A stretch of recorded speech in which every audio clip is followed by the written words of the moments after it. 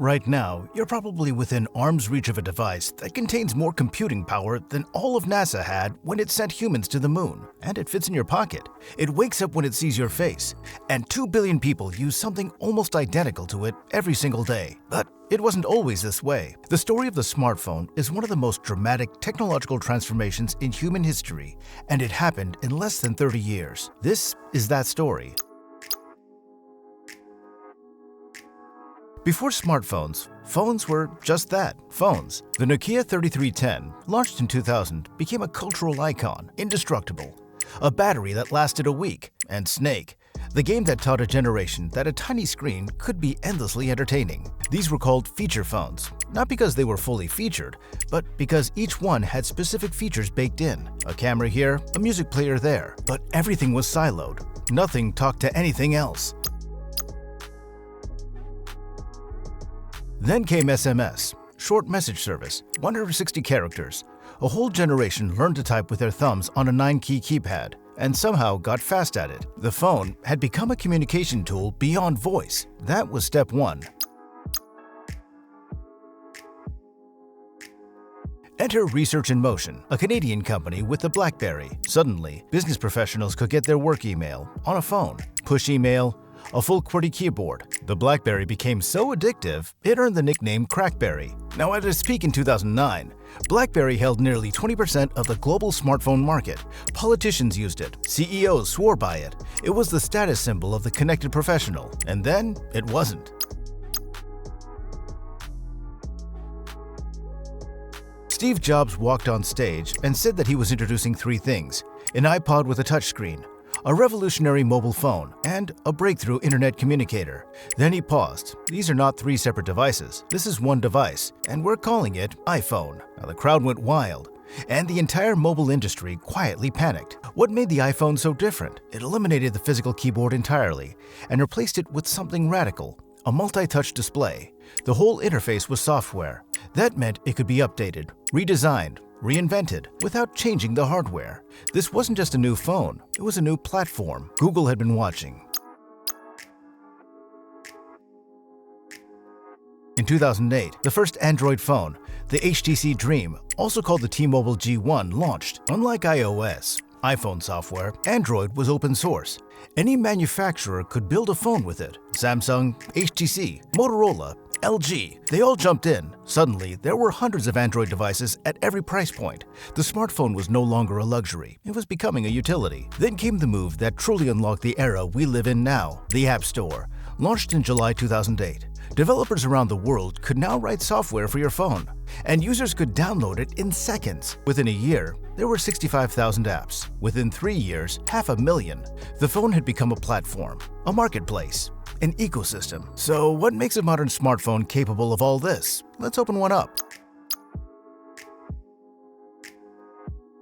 At the heart of every smartphone is something called a system on a chip, or SoC. Think of it as a whole computer compressed onto a piece of silicon about the size of your thumbnail. It contains the CPU, which handles general computing tasks, the GPU for graphics and gaming, and, increasingly, a dedicated neural processing unit, or NPU, specifically designed for AI tasks like face recognition and voice processing.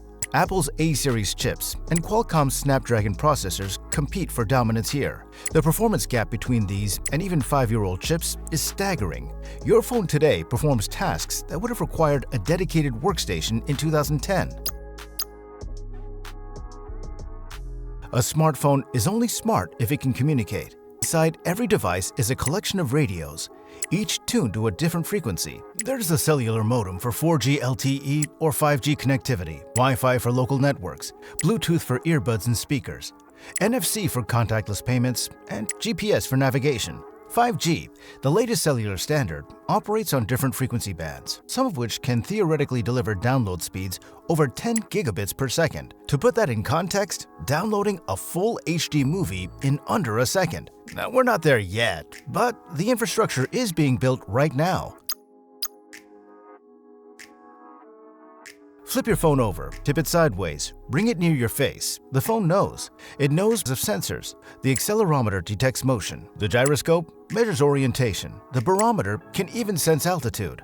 There's a proximity sensor that turns off your screen when you hold the phone to your ear, an ambient light sensor that adjusts your screen's brightness, a magnetometer, essentially a compass. And then there are the cameras, but we'll come back to those.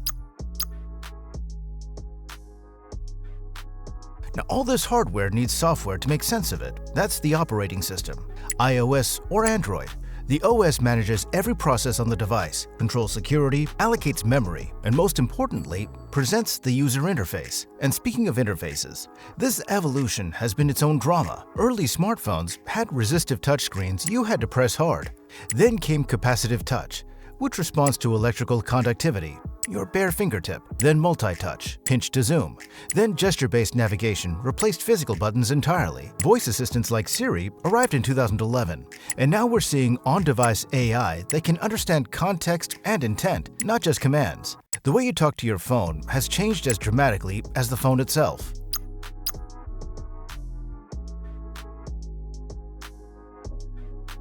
In 2014, Apple Pay launched in the US. You could tap your phone on a payment terminal and the transaction was done. No card, no PIN, and no signature. Android Pay followed. WeChat Pay and Alipay in China went even further. In some cities, you can't easily pay with cash anymore. The smartphone has effectively become a financial instrument. In 2023, mobile payments globally exceeded $8 trillion in transaction value. Think about what that means. Billions of people who didn't have access to traditional banking now have a payment system in their pocket. In Kenya, M-Pesa has been doing this via SMS since 2007. Mobile money is one of the most significant economic access stories of the 21st century. Uber launched in 2009, Lyft in 2012, Grab, Didi, Ola. Each adapted the model for their markets. But here's the thing, none of these companies would exist without the smartphone. The GPS knows where you are. The data connection requests the driver. The map plots the route. The payment processes automatically. The rating system builds trust between strangers. Every single layer of the ride-hailing experience is a smartphone capability. Before the iPhone, the infrastructure for Uber simply didn't exist. The smartphone didn't just change how people got around. It created an entirely new labor market and economic category. Instagram launched in 2010, exclusively for iPhone. Its entire premise was, you have a decent camera in your pocket, let's make sharing photos effortless. Within 2 years, it had 30 million users. Facebook bought it for $1 billion. Then came Snapchat's disappearing photos, TikTok's algorithm-driven short video, and the entire creator economy that followed. The smartphone didn't just change how we communicate, it made every person a potential broadcaster, a potential journalist, a potential filmmaker. The barriers to publishing, to being seen, to building an audience, well, they collapsed almost overnight. And with that came extraordinary opportunities and extraordinary challenges around attention, misinformation, and mental health that we're still working through. Before we wrap up, let's tackle 2 persistent myths about smartphones, because understanding the truth makes you a smarter consumer and a smarter thinker about technology. Here's the truth. Raw specs mean almost nothing without optimization. Apple has consistently proven this. The iPhone has often had less RAM than competing Android flagships, sometimes half as much, and yet in real-world performance, it frequently matched or beat them. Why? Because Apple controls both the hardware and the software. The chip is designed specifically for iOS. The OS is tuned for the chip. There's no transition layer, no compromise. A 6GB RAM phone with tight software integration can outperform a 12GB RAM phone running generic drivers. When you see a spec sheet, think specs or potential. The software is what realizes that potential, or wastes it. This one is deeply ingrained and almost completely wrong. Megapixels tell you about the resolution, how large you can print an image. But photo quality is driven by something else entirely: the size of the sensor, the quality of the lens, and increasingly, the computational photography software processing the image after you press the shutter. Google's Pixel phones have sometimes had fewer megapixels than competitors and still produced better low-light photos because Google's image processing algorithms are exceptional. Modern smartphones take multiple frames in milliseconds. seconds. Merge them, apply HDR, reduce noise, and sharpen edges, all before you even see the photo. A 12-megapixel phone with great software will beat a 108-megapixel phone with poor processing every single time. The camera app is often more important than the camera. The smartphone you hold today is a result of decades of engineering ambition, fierce competition, unexpected breakthroughs, and a few pivotal moments that changed everything. From a brick that could make calls to a glass rectangle that carries your financial life, your social connections, your navigation, your camera, your work. The transformation has been total. And we're nowhere near done. Foldable screens are becoming mainstream. On-device AI is making phones genuinely intelligent. Augmented reality blurs the line between digital and physical. Now, the next 10 years will bring changes as dramatic as the last 20. The devices will evolve, but the fundamental question they raise stays the same. How do we build technology that actually serves people, that expands access, creates opportunity, and respects human attention and dignity? Well, that question belongs to engineers, designers, policymakers, and to all of us who use these devices every single day. The next device that changes everything is already being built. Let's understand it together.